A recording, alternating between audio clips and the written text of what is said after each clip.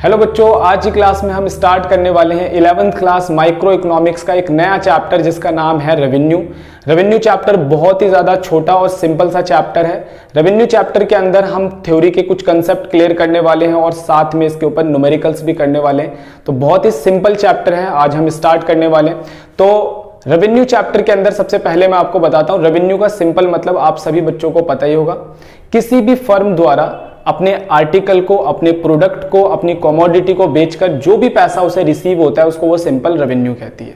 जैसे एक general store वाला दाल बेचता है, चावल बेचता है, ऑयल बेचता है, इन सब चीजों को बेचकर जो उसके पास पैसा आता है वो उसका रेवेन्यू है। एक फर्नीचर के शोरूम वाला जब बेड बेचता है, सोफा सेट बेचता है, चेयर बेचता है, तो ये सारी चीजें बेचकर जो उस पर पैसा आता है वो सब क्या कहलाता है? रेवेन्यू कहलाता है। तो आइए स्टार्ट करते हैं। सबसे पहले हम स्टार्ट करने वाले हैं मीनिंग ऑफ रेवेन्यू से।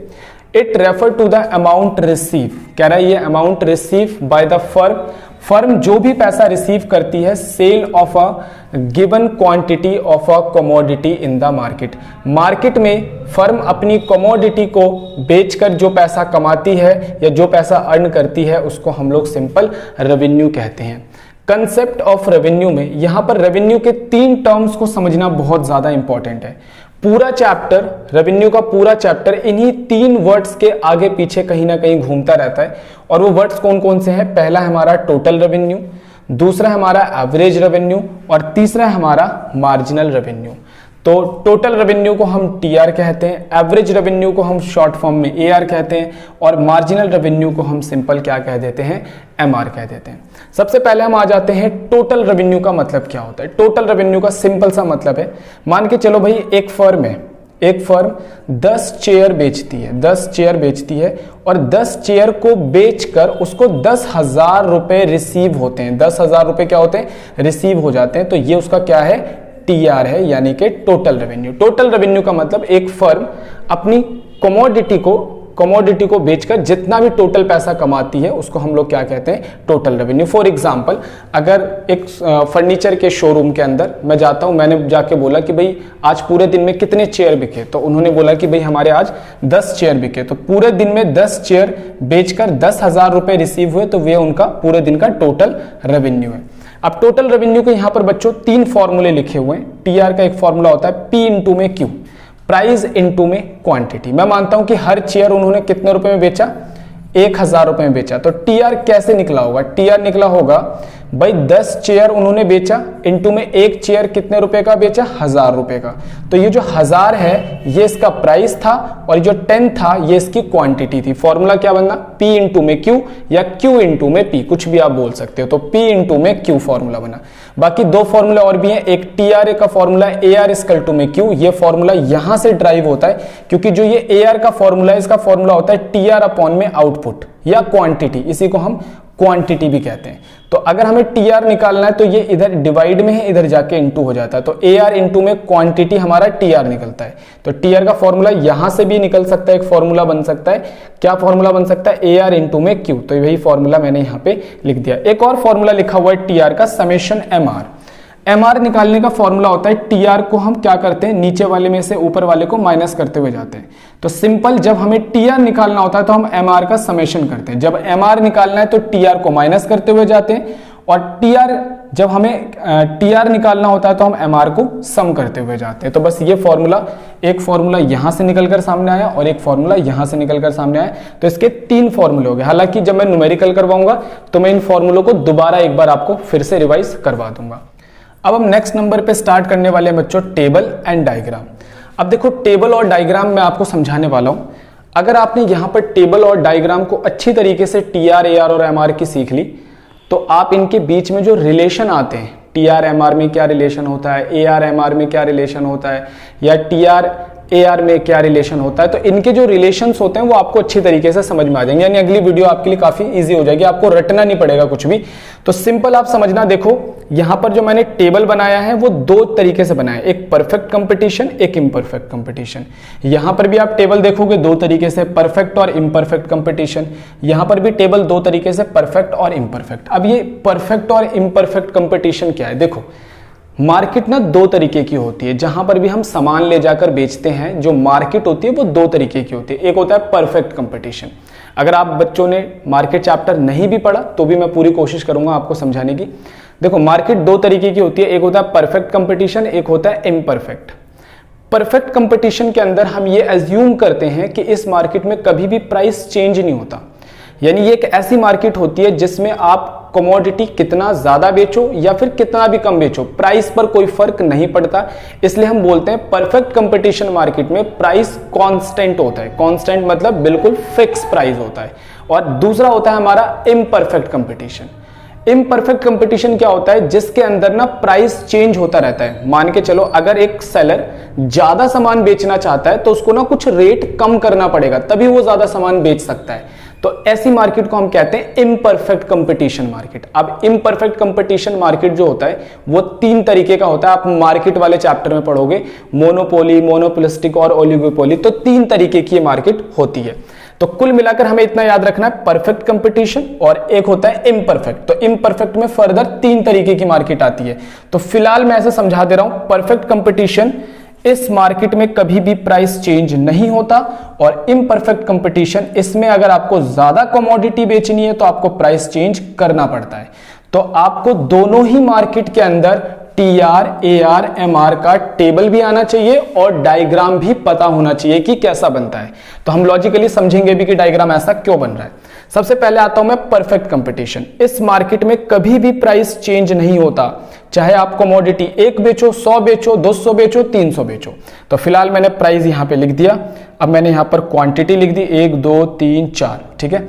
अब टीआर कैसे निकलता है आपको पता है, P इंटू में Q, ये इसका फॉर्मूला होता है। तो हमने 10 को 1 से इंटू कर दिया, 10 को 2 से इंटू कर दिया, 10 को 3 से इंटू कर दिया, 10 को 4 से इंटू कर दिया, ये हमारा इस तरीके से निकल गया। अब आप चेक करोगे कि जो हमारा टीआर है बच्चों वो कांस्टेंट रेट से बढ़ता हुआ चला जा रहा है। Constant 10 20 30 40 constant rate. अच्छा, जब हमारा आउटपुट जीरो रहा होगा तो कहीं ना कहीं टीआर भी हमारा जीरो। जब हम एक भी यूनिट नहीं बेचेंगे तो टीआर हमारा जीरो होगा। तो चेक करो, टीआर हमारा जीरो से स्टार्ट हुआ और ये कांस्टेंट रेट से बढ़ रहा है, इसलिए बिल्कुल सीधी लाइन हमने इस तरीके से डाल दी। क्लियर हो गया। परफेक्ट कंपटीशन मार्केट में प्राइस चेंज नहीं होता, इसलिए टीआर कांस्टेंट रेट से बढ़ता है और डायग्राम इसका इस तरीके से पॉजिटिव स्लोप में जाता है। अब दूसरे नंबर पे आते हैं इम्परफेक्ट कंपटीशन। इस मार्केट में अगर आपको ज्यादा सामान बेचना है तो प्राइस क्या करना पड़ता है, कम। देखो जैसे 1 2 3 4 कमोडिटी बढ़ाया, यानी सेलिंग यूनिट जब आप बढ़ाओगे तो प्राइस को कुछ कम करना पड़ेगा। 10 9 8 7, देखो मैंने प्राइस को क्या करा, कम, तब हमारा क्वांटिटी बढ़ा। अच्छा, इसमें टीआर कैसे निकलेंगे, 10 को 1 से इंटू करना है 10, ठीक है, 9 को 2 से करना है 18, 8 को 3 से करना है 24, 7 को 4 से करना है 28। अब चेक करो, इसमें टीआर कांस्टेंट रेट से नहीं बढ़ रहा।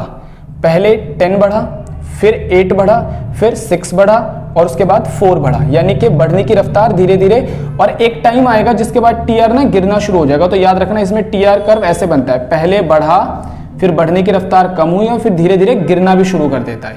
तो दोनों मार्केट में टीआर में डिफरेंस आपको समझ में आ रहा होगा।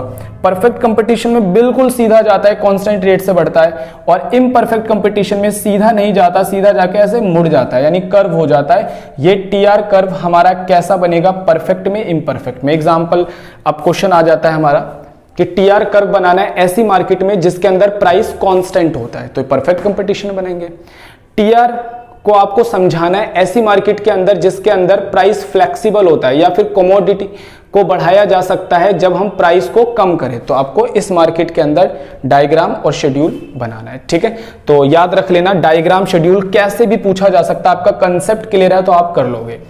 नेक्स्ट नंबर पे आता है हमारा एआर। देखो एआर का मतलब क्या होता है, it refers to the revenue per unit of output. जैसे मैं पिछले एग्जाम्पल पे ही ले लेता हूं कि भाई मैंने 10 चेयर का सेल करा, यानी कि 10 चेयर्स मैंने बेचा, और इसे बेचने के बाद मेरे पास जो रेवेन्यू आया, टोटल मेरे पास जो पैसा आया 10,000।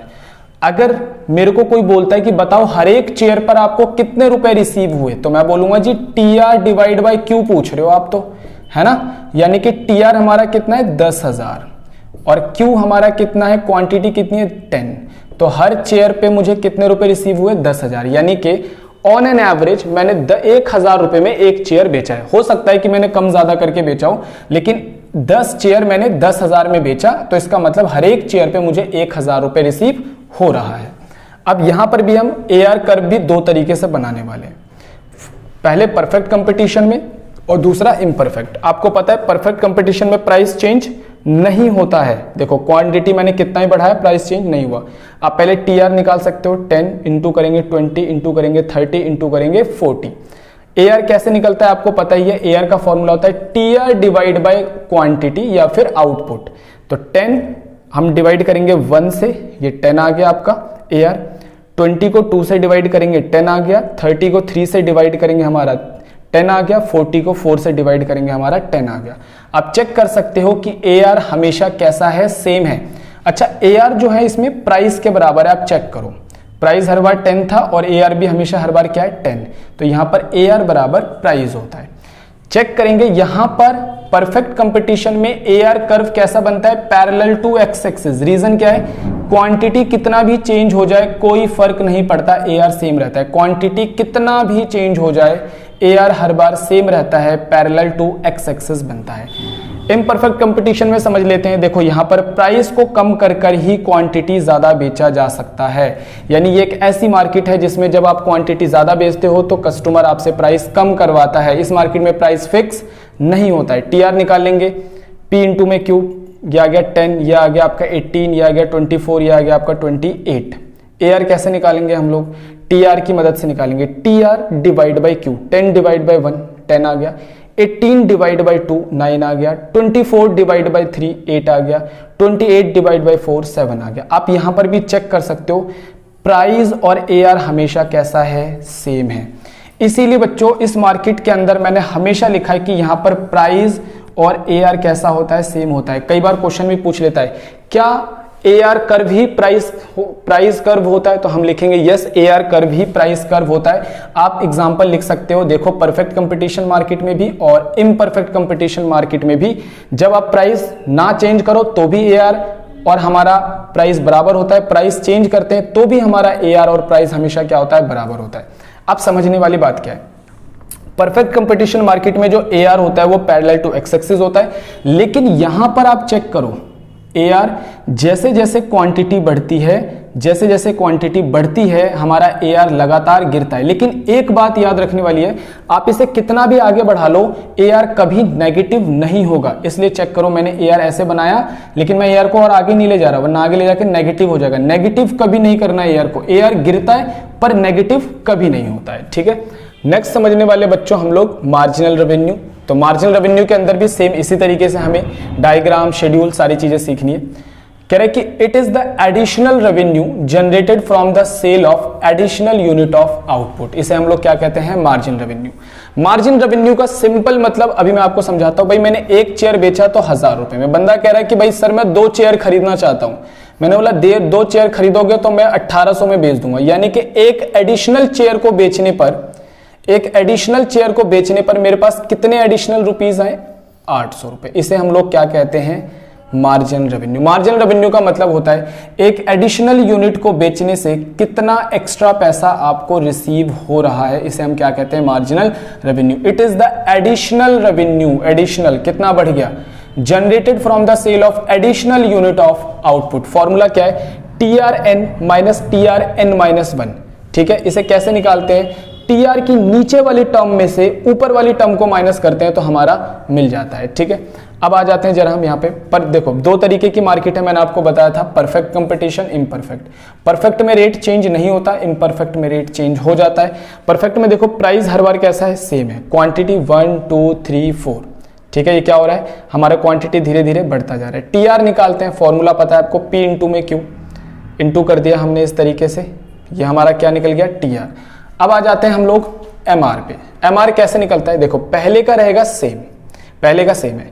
अब हम इसको माइनस कर देंगे, 20 माइनस 10 कितना आ गया, 10, 30 माइनस 20 कितना आ गया, 10, 40 माइनस 30 कितना आ गया, 10। यानी नीचे वाली टर्म में से ऊपर वाली टर्म को माइनस करते जाना, इसीलिए formula TRN minus TRN minus 1। TRN मतलब जैसे ये TRN है तो TRN माइनस 1 कौन सा होगा, ये वाला होगा। जैसे ये TRN है तो TRN माइनस 1 कौन सा होगा, ये वाला होगा। तो हम नीचे वाले में से ऊपर वाले को माइनस करते हुए निकाल देते हैं। अच्छा सेम अगर मेरे को MR से TR निकालना हो तो कैसे निकालेंगे, पहले का 10, 10 प्लस 10 20, 20 प्लस 10 30, 30 प्लस 10 कितना हो जाएगा, 40। इसीलिए यहां पर मैंने फॉर्मूला लिखा था टीआर का फॉर्मूला लिखा है समेशन एमआर। अगर एमआर को जोड़ते हुए चले जाओ तो आपका टीआर निकलकर सामने आ जाता है।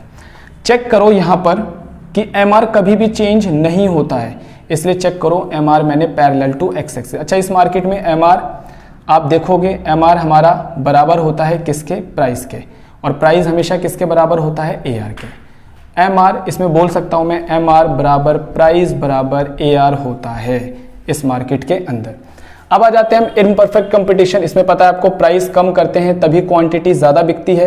टीआर कैसे निकालेंगे? 10 1 जा 10, 9 2 जा 18 आ गया, 8 3 करेंगे 24 आ जाएगा, 7 को 4 से करेंगे 28 आएगा। एमआर कैसे निकालना है? वही सेम पहले का, 18 - 10 8 आ गया, 24 - 18 6 आ गया, 28 - 4 ये हमारा 4 आ गया।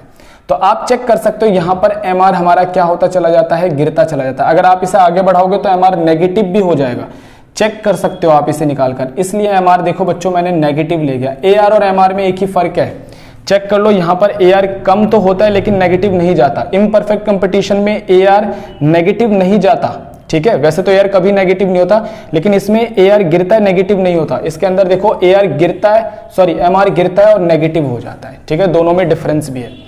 तो इम्परफेक्ट कंपटीशन में एमआर कर्व पहले गिरता है, 0 पहुंचता है, नेगेटिव हो जाता है। और इस मार्केट के अंदर परफेक्ट कंपटीशन में जो हमारा एआर होता है वो क्या होता है? पैरेलल टू एक्स एक्सिस होता है। अब आपको काम क्या करना है? टीआर, एआर, एमआर तीनों की डेफिनेशन और तीनों के क्या नाम है फॉर्मूले, तीनों का डायग्राम और शेड्यूल किस मार्केट में? दोनों मार्केट में, परफेक्ट में भी और इम्परफेक्ट में भी। तो आज मैंने आपको ये सारी चीजें क्लियर करवा दी। आज इसका पार्ट नंबर 1 था।